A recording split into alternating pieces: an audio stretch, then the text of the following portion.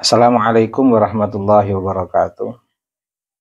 Bismillahirrahmanirrahim. Raditu billahi rabba wa bil islami dina wa bi Muhammadin nabiyya wa rasula rabbi zidni ilma warzuqni fahma wa wasi' fiyya rizqi wa barik li fi ma razaqtani waj'alni mahbuban fi qulubi ibadika waj'alni wajihan fid dunya wal akhirah wa minal muqarrabin ya katsiran nawal wa ya hasanal fi'al wa ya qa'iman bila zawal wa ya mubdi'an bila mithal falakal hamdu wal minnat wasyarafu ala kulli hal amin. Alhamdulillah, di catatan pagi ini ketemu ceramah Kiai Haji Imaduddin Utsman di gedung PBNU, tepatnya di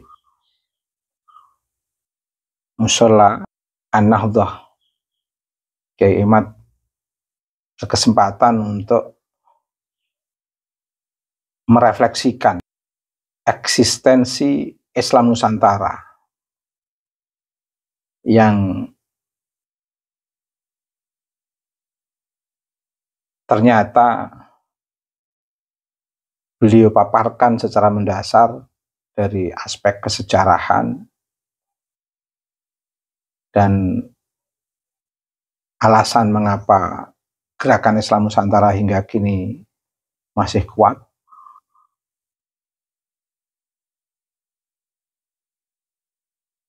Karena tidak hanya PBNU yang mewacanakan Islam Nusantara,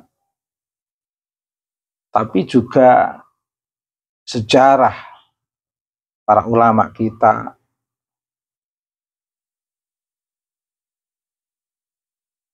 dalam melanjutkan jejak-jejak pribumisasi Islam wali songo sampai sebelum dan sesudah penjajah. Meskipun banyak tantangan yang luar biasa,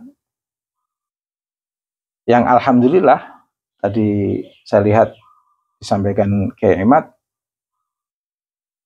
tantangan itu tidak dari kelompok ulama pribumi, karena kompak ulama pribumi dalam menjaga pribumisasi Islam, hasanah Islam dan kebudayaan lokal.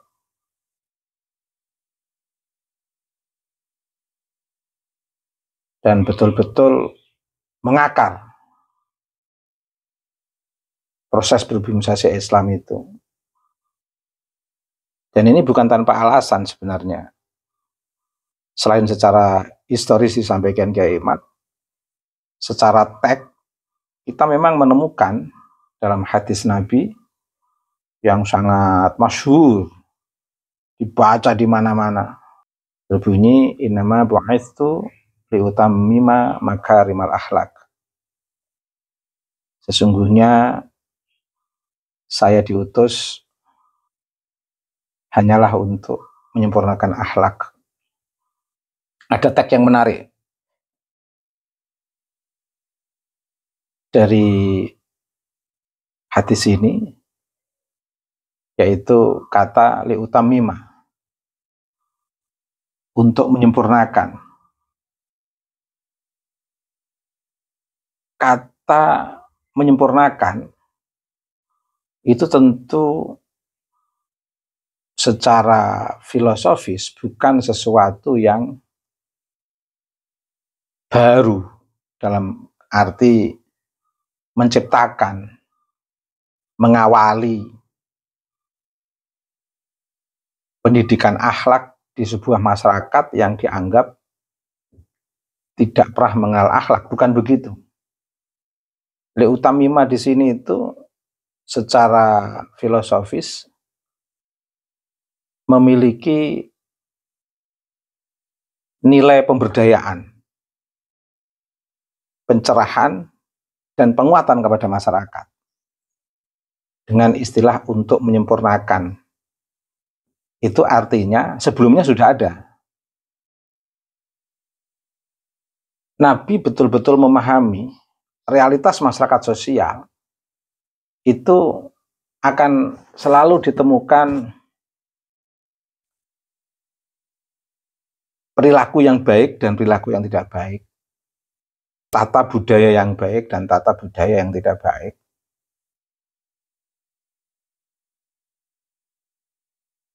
Sebuah tatanan sosial yang memberdayakan, ada juga sebuah tatanan sosial yang tidak memberdayakan. Ada sebuah tatanan sosial yang mencerahkan, ada sebuah tatanan sosial yang tidak mencerahkan. Nah, fungsi untuk menyempurnakan ini itu artinya menyempurnakan dalam konteks sebagaimana yang ada di dalam teks makarimal akhlak, untuk menyempurnakan akhlak yang mulia. Artinya sesuatu yang sudah baik di tengah masyarakat itu diendos, dikuatkan, disempurnakan untuk bisa menjadi lebih baik, minimal bertahan. Jangan terkurangi, jangan terdistorsi, jangan dirusak. Jadi kehadiran Islam itu menyempurnakan, menguatkan, bukan untuk merusak tatanan. Dan bukan untuk menghakimi dengan logat bid'ah dalam konteks dolalah, finnar, dan lain sebagainya itu yang sering digunakan oleh teman-teman kita dari kalangan Wahabi. Dan bahkan menyempurnakan akhlak yang mulia ini juga dalam rangka untuk memberikan apresiasi kepada kultur lokal atau kearifan lokal. Sehingga Nabi datang, tentu tidak hanya Nabi, para penerus nubuah atau warasatul anbiya itu harus memiliki komitmen seperti yang dibangun oleh Nabi ketika datang di sebuah masyarakat. Ketika di sana ditemukan local wisdom, kearifan lokal, itu perlu menyempurnakan, menguatkan, mengapresiasi secara positif, bukan menghakimi, bahkan seolah-olah seperti orang yang pintar, sampai-sampai kedatangan dia di sebuah masyarakat, di sebuah lokasi, seolah-olah dia yang mengajarkan kali pertama atau pertama kali tata nilai itu. Terus kemudian menganggap seolah-olah masyarakat di sekitar itu kalau nggak ada dia akan menyembah gunung atau menyembah apa, dan menganggap primitif sebuah masyarakat yang didatangi seperti yang dilakukan oleh kelompok-kelompok yang sok mengaku paling cucu itu. Apalagi omongannya itu nggak berdasar. Orang Jawa sebelumnya sudah ada Wali Songo, sudah ada para ulama yang fakih-fakih, yang alim, subhanallah. Tapi orang-orang seperti ini pasti akan ditertawakan oleh masyarakat pribumi. Nah, yang paling keren itu memang Wali Songo dan para kiai. Mereka tidak sok minteri, datang di sebuah masyarakat dengan model yang sederhana, tidak menggurui, mengapresiasi kearifan lokal, dan di situ sambil menguatkan hal-hal yang sudah memiliki nilai keutamaan. Sehingga sifatnya betul-betul menyempurnakan, seperti metode atau pendekatan nubuah yang disampaikan oleh Nabi di tengah masyarakat dampingan. Dan ini sebenarnya yang harus dipertahankan. Dan yang paham seperti ini siapa kalau nggak kiai-kiai NU? Karena memang punya akar historis, punya akar historis yang core value-nya itu turun temurun, nggak bisa dihapus gaya leluhurnya kiai NU atau kiai-kiai yang melahirkan corak keberagamaan di Nusantara ini. Itu sudah sangat membentuk antara Islam dan kebudayaan Islam dan kearifan lokal. Itu yang bisa memahami ya masyarakat kiai-kiai pribumi. Yang ke Arab-Araban atau Arabisme itu nggak bisa merasakan indahnya proses dialektik antara Islam dan kebudayaan lokal. Itu nggak bisa menikmati itu orang-orang yang sok-sok ke Arab-Araban itu. Dan ini menarik diungkapkan kembali oleh Kiai Imaduddin Utsman. Dan ini disampaikan di sebuah gedung yang memiliki legitimasi kuat dalam konteks mengawal Islam Nusantara, yaitu PBNU. Luar biasa. Dan tentu akan menjadi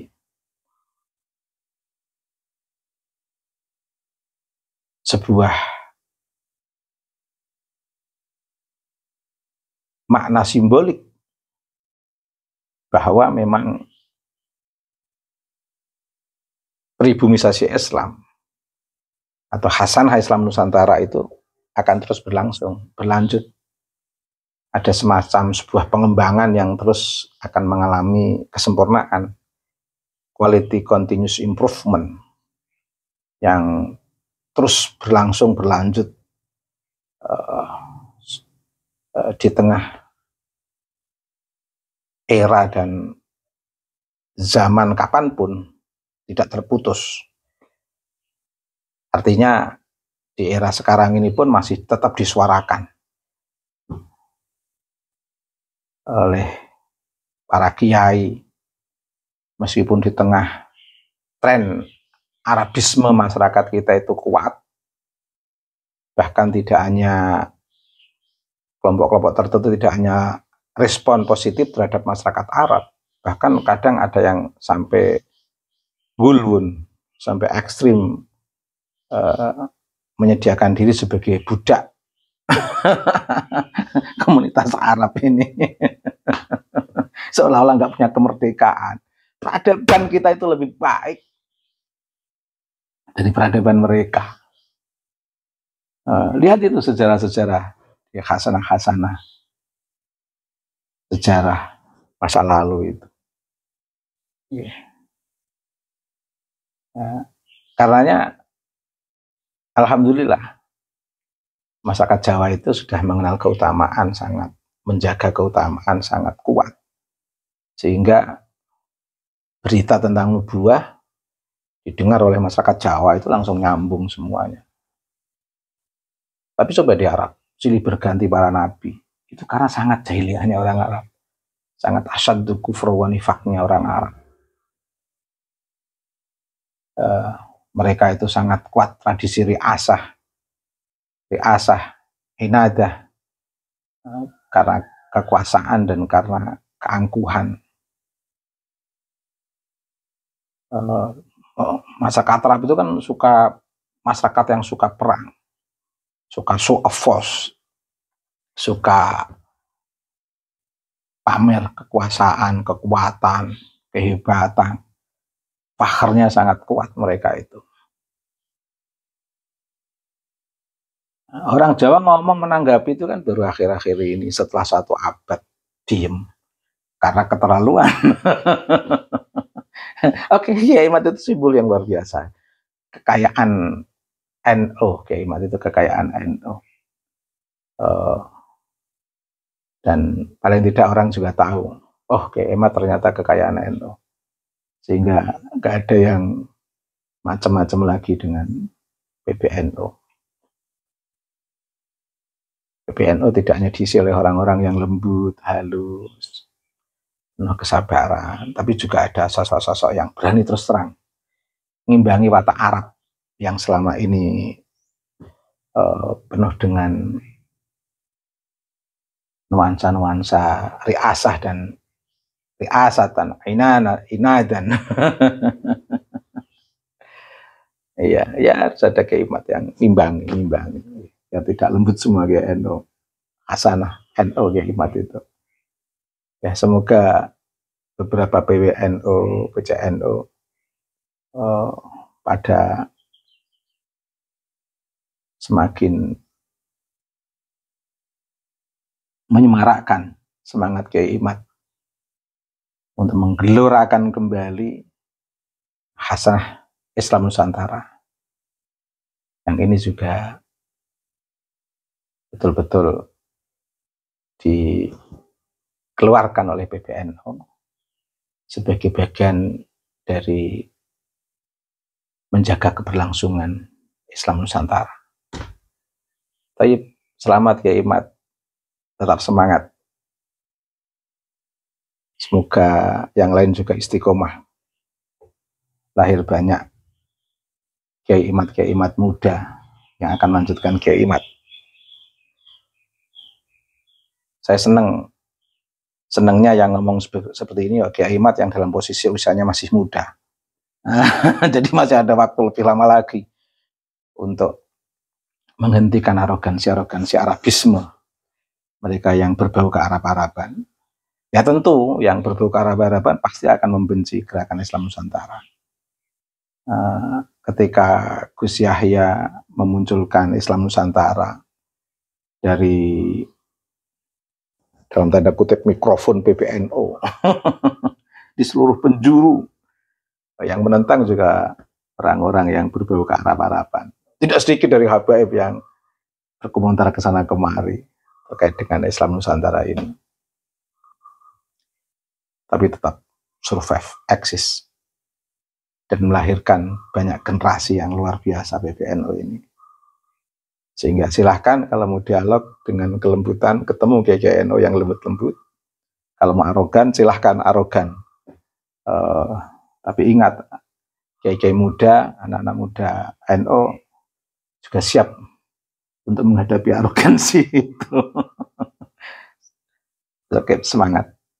NU siap berdialog dalam konteks kebudayaan, dalam konteks teks, khasanah turas, bahkan dalam konteks legitimasi para kiai-kiai NU yang tidak kalah aslinya kalau memang sama-sama ingin menggunakan simbol status dzurriyyatan ba'duha min ba'd. Wow. Kiai NU itu dzurriyyatan ba'duha min ba'dnya kuat dari nutfah nubuah min Rasulil Mustafa Muhammad sallallahu alaihi wasallam.